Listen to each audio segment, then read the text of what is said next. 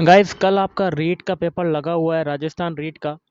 उसके लिए हम लोग एक्सपेक्टेड क्वेश्चन देखेंगे, बाल विकास एवं शिक्षा शास्त्र, और एक कुछ और हिंदी के इंपॉर्टेंट क्वेश्चन जो आपके कल के एग्जाम के लिए इंपॉर्टेंट हैं। तो चलिए शुरू करते हैं आज का वीडियो। तो गाइस आज के सेशन में पहला क्वेश्चन बनता है, बाह्य आभास के आधार पर व्यक्तित्व का वर्णन कहा जाता है। तो ये होगा ऑप्शन बी, सतही दृष्टिकोण। अगला है व्यक्तिगत भेद पाए जाते हैं। तो इन सभी में पाए जाते हैं। पहला है बुद्धि स्तर में भी पाए जाते हैं, अभिवृत्ति में भी पाए जाते हैं, और गतिबाही योग्यता में भी पाए जाते हैं। अगला है चिंतन प्रारंभ होने के लिए क्या आवश्यक है। तो चिंतन प्रारंभ होने के लिए समस्या आवश्यक है। बुद्धि लब्धि संप्रत्यय विकसित किया। तो ये दिया था ऑप्शन सी, टर्मन ने। नेक्स्ट है, प्रगतिशील परिवारों में बच्चों में अपेक्षाकृत कौन सा प्रेरक जो होता है वो अधिक प्रबल होता है। तो ये होगा ऑप्शन सी, उपलब्धि। नेक्स्ट है, निम्न में से कौन सा पिछड़ेपन का कारण जो है वो नहीं है। तो ये होगा ऑप्शन डी, स्वस्थ वातावरण। व्यक्तित्व का पहला प्रकारात्मक वर्गीकरण प्रस्तुत किया। तो ये किया था ऑप्शन सी, हिप्पोक्रेट्स ने। नेक्स्ट है, सामान्य तथा विशिष्ट कारक सिद्धांत का जो प्रतिपादन है वो किसने किया था। तो ये किया था ऑप्शन बी, स्पीयरमैन ने। नेक्स्ट है, तनाव को कम करने के अप्रत्यक्ष ढंग कहलाते हैं। तो ऑप्शन बी, रक्षात्मक यांत्रिकता कहलाता है। अगला है खालिस्तान, मस्तिष्क की संरचना तथा कृत्यों में विभेद का परिणाम होता है। तो ऑप्शन सी, डिसलेक्सिया। जिन बालकों की बुद्धि लब्धि खालिस्तान है, साधारणतः उन्हें मानसिक न्यूनता ग्रसित की श्रेणी में रखते हैं। तो ऑप्शन ए, 70 से कम। अगला है खालिस्तान, बच्चों में अमूर्तमान प्रत्ययों को ग्रहण करने की योग्यता होती है। तो ऑप्शन बी, प्रतिभाशाली। निम्न में से कौन सा मूल्यांकन का प्रकार जो है वो नहीं है। तो ऑप्शन ए, मानक। बाकी के तीन जैसे कि बी है, निर्माणात्मक, फिर है योगात्मक, और फिर CCE। निम्न में से कौन सी सामाजिक रूप से वंचित की समस्या नहीं है। तो ऑप्शन है, सीखने के लिए प्रेरणा का अभाव। शिक्षण प्रक्रिया में विद्यार्थी हैं। तो ऑप्शन है, आश्रित चर। नेक्स्ट है, RTE एक्ट 2009 के अनुसार शिक्षक हेतु प्रति सप्ताह कार्य घंटे हैं। तो ऑप्शन सी, 45।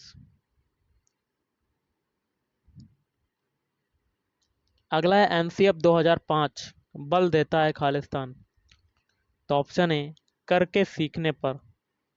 अगला है, निम्न में से कौन सा मूल्यांकन के त्रिकोण का भाग नहीं है।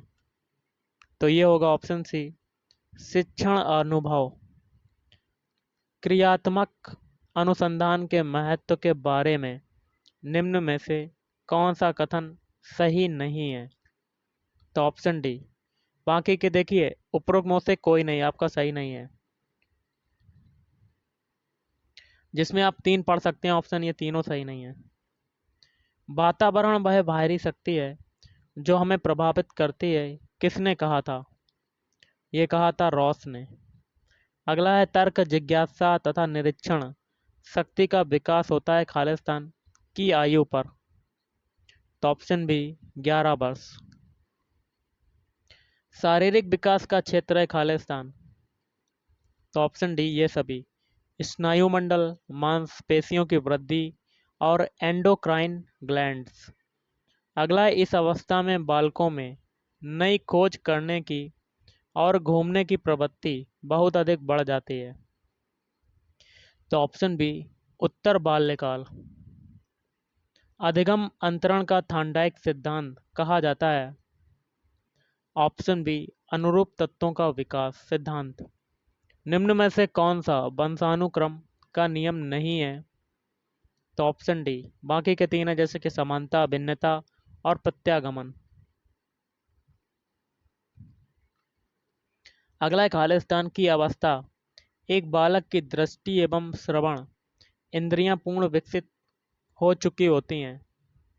तो ऑप्शन है 3 से 4 वर्ष। संकेत अधिगम के अंतर्गत सीखा जाता है।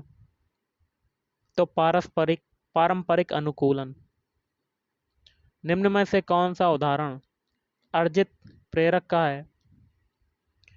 तो रुचि। नेक्स्ट है अभिप्रेरणा वर्णित होती है। तो ऑप्शन बी, भावात्मक जागृति द्वारा। चिंतन मानसिक क्रिया का खालिस्तान पहलू है। तो ऑप्शन है ज्ञानात्मक। करेंगे हिंदी के क्वेश्चन। हिंदी का पहला क्वेश्चन है, संरचना के आधार पर किए गए वाक्य के वर्गीकरण में इनमें से कौन सा प्रकार जो है वो नहीं है? तो ऑप्शन सी, आज्ञार्थक वाक्य। बाकी के तीन है, जैसे कि सरल वाक्य, मिश्र वाक्य और संयुक्त वाक्य। सुदामा के तंदुल का अर्थ क्या होता है? तो ऑप्शन सी, सामान्य किंतु प्रेम पूर्वक भेंट। खरी मजूरी चोखा काम का अर्थ क्या होता है? तो ऑप्शन बी, पूरी मजदूरी देने पर अच्छा कार्य होता है। हिंदी भाषा शिक्षण की विधि है। तो ऑप्शन डी ये सभी। पहला है अनुकरण विधि, बी है आगमन निगमन विधि और सी है भाषा प्रयोगशाला। गृह कार्य का मुख्य उद्देश्य क्या होता है? तो ऑप्शन बी, पढ़ाए गए पाठ को दोहराने के लिए अवसर देना। भाषा शिक्षण के उपागम है। तो ऑप्शन सी ए और बी दोनों। ए है पाठ संसर्ग उपागम, बी है रचना शिक्षण उपागम। छात्रों के शब्द भंडार में वृद्धि का उपाय है। तो ऑप्शन डी उपरोक्त सभी। पहला है शब्दकोश का उपयोग, छात्रों में स्वाध्याय की प्रवृत्ति को बढ़ाना, शिक्षक द्वारा अच्छे व नए शब्दों का प्रयोग। आगमन विधि के रूपों की संख्या है। तो ऑप्शन बी 2। शिक्षण कौशल का उपयोग किया जाता है। तो ऑप्शन सी ए और बी दोनों, कक्षा के अंदर और कक्षा के बाहर। लिखित अभिव्यक्ति का साधन नहीं है। तो ऑप्शन सी, वाद विवाद। बालकों को लिखना सिखाने से पहले यह आवश्यक है। तो ऑप्शन सी, लेखन संबंधी जिज्ञासा उत्पन्न करना। प्रिंट मीडिया में सम्मिलित नहीं किया जा सकता। तो ऑप्शन सी, पाठ्य पुस्तक। अगला है साइट जो है वो क्या है?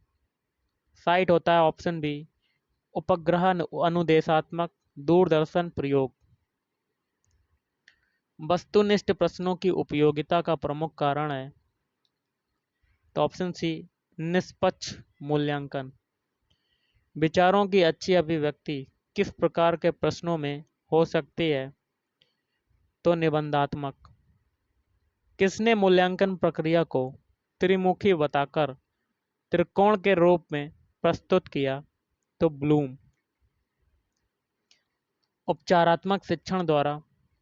ऑप्शन सी, छात्रों की कमजोरियों का निदान कर उसे दूर करने हेतु शिक्षण करते हैं। और आज का लास्ट है, उच्चारण सुधारने का कार्य किन कक्षाओं में करना चाहिए? तो प्रारंभिक। तो गाइस आज के इस वीडियो में इतना ही। थैंक यू, धन्यवाद। आपका दिन शुभ रहे।